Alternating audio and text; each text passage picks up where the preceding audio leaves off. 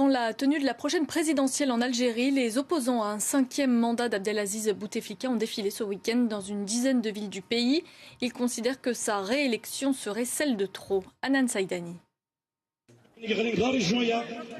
Des manifestations qui ont eu très peu d'écho sur les chaînes de télé algériennes. Mais sur les réseaux sociaux, des vidéos de cortège circulent avec cette banderole « Le mandat de la honte », une référence au 5e mandat que Abdelaziz Bouteflika a annoncé vouloir briguer.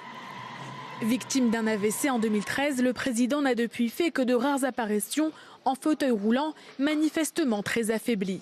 Le journal Al Watan recense une dizaine de rassemblements ce week-end.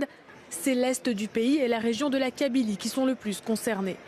La plus grande manifestation a eu lieu dans le nord-est du pays, dans la ville de Kherata. Des centaines de manifestants, surtout des jeunes, scandent des slogans hostiles au pouvoir.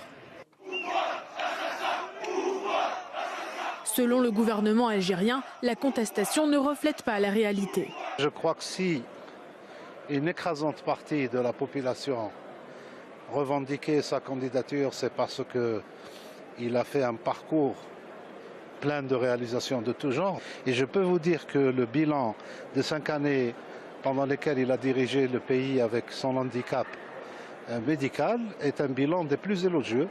De nombreux partis d'opposition ont annoncé vouloir boycotter l'élection qui aura lieu le 18 avril prochain. Sur les réseaux sociaux, de nombreuses pages de militants appellent les 48 wilayas du pays à manifester le 22 février.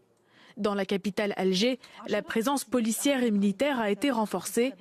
Jeudi dernier, le gouvernement a annoncé qu'un nouveau chef de la police a été nommé en vue de la sécurisation de l'élection. Un geste interprété par les opposants comme un signe d'une éventuelle répression en cas de contestation. Il y a 8 ans, en Libye, débutait le soulèvement